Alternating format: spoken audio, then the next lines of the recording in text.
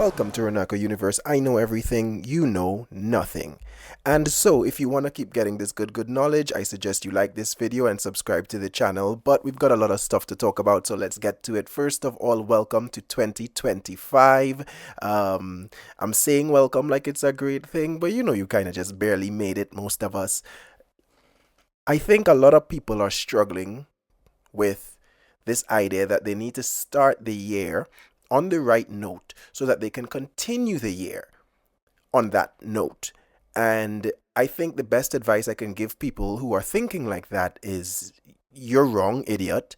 It doesn't matter what you do. Have you not been around since 2020? It's gonna go bad. It just is. At this point, the best we can hope for is not COVID. Like that's what we need to get together as a planet and just cross our fingers and be like, you know what? Whatever happens, happens. I go broke. I fall off a building. It is what it is, but just not COVID. That's what we need to go for. I think part of the issue is that we're setting the expectation too high right out of the gate with this Happy New Year foolishness. At this point, I think the greeting should be, it's a new year. We'll see how it goes. Happy New Year is too much pressure and the years have just not really been meeting up. They haven't been meeting that standard of happy. So let's dial back on that a little bit. Another thing a lot of people probably need my wisdom for is dealing with New Year's resolutions. Personally, I don't think people can get to the level that someone who knows everything, is at. When it comes to New Year's resolutions, I like to be efficient. I like to get things that I know I can get done and also things that reinforce themselves. So my 2025 resolution is to go from HD to 4K. My resolution is about resolution. And that's called effective goal setting. But for you who are doing the same things over and over, a lot of you are still trying to get your fitness goals met and you're not really hitting those targets. One piece of advice I have is that you kind of stay away from traditional things like gyms that are making you lose money. Maybe focus on a form of fitness that's really going to give back something to you. Perhaps start stealing. That's on the face of it, it's a crime, yes. But remember, what we're looking at here is petty crime, petty theft, petty burglary. We do not want to be robbers. What's the difference? Robbers threaten, burglars and thieves simply take. It depends on what your fitness goal is what kind of petty crime you're really going to get into. Do you want to improve your cardio? Perhaps pick up some pickpocketing skills, but don't get too good so that people will, at the last minute, feel when you lift their wallets and give you a nice chase. If you get away, you've really hit all your steps for the day, and you also have a brand new wallet. People who are really trying to build muscle, perhaps start breaking into gardening supply stores at night and stealing. First of all, remember, you need to figure out the level of product, the price point under which you're still doing petty theft. That's important. I don't know what it is in your different jurisdiction, but what you want to do is really kind of start taking out bags of dirt, start taking out large planters, things that are really going to give you a good workout with that form of stealing. And for the people who really want to get their explosiveness up, you want to get that jumping, you want to get that pulling motion, find houses that are difficult to break into. A little bit of B&E will get all your plyometric needs met, and that's for you people who are still trying to sort out your fitness. Some of you are also really focused on improving your diet, and I guess the question for you is, why? Has it worked?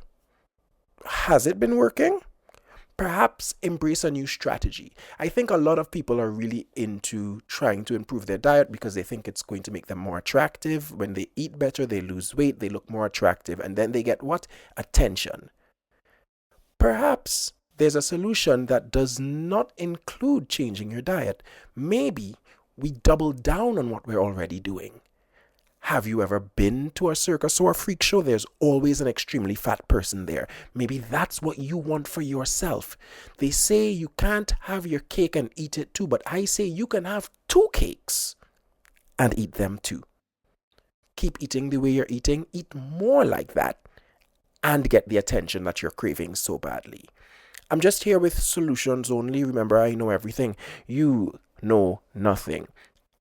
There's a lot of people are also trying to reduce their drinking. Yeah, that's another big resolution. People want to drink less.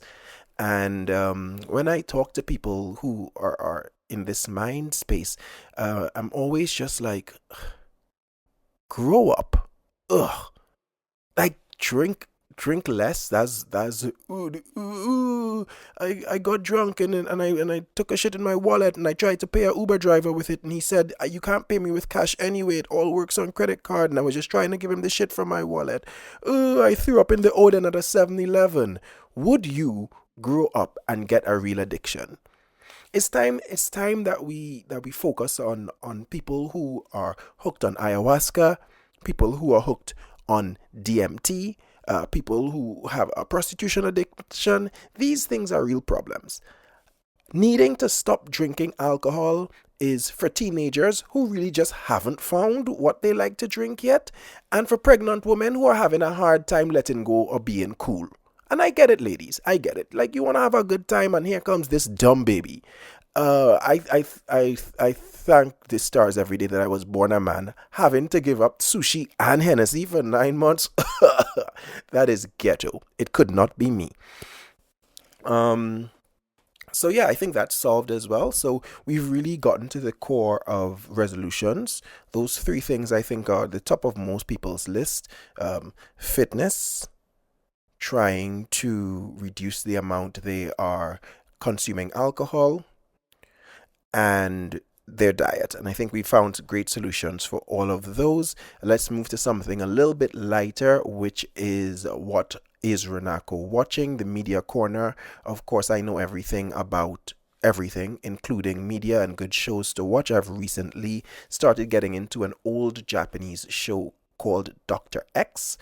I don't know if you're familiar with Dr. X, but Dr. X is a medical drama. It's about a woman who is a doctor, and I guess the most direct way to explain her personality is that she's a bit of a, yeah, that's the most probably direct and most accurate description of it, and I love her. This woman is extremely rude. She doesn't listen to anyone. She does what she wants, and it's all because in the world of this show, you can be a freelance doctor. I don't know if that's a real thing, but I am a big fan of the gig economy. And I think we should definitely make freelance doctors a thing, and we should make all jobs have a freelancer option. What she does is no matter what she's doing, whenever she hits that time that's on her freelance contract, she could be in the middle of taking out your liver. Baby, she will hand that liver to a nurse and leave. And I really support that. I really support that advocating for her rights. I think we should offer that kind of, not job security is the word, because a lot of these jobs do have security, but what they don't have is this kind of respect for the worker. And I think if we get more people in these freelance positions and really holding companies accountable for the contracts that they too are signing, I think we can really see a change in the world. So in 2025 and moving forward, I'm really looking forward to seeing maybe more TV shows, because TV can change the world.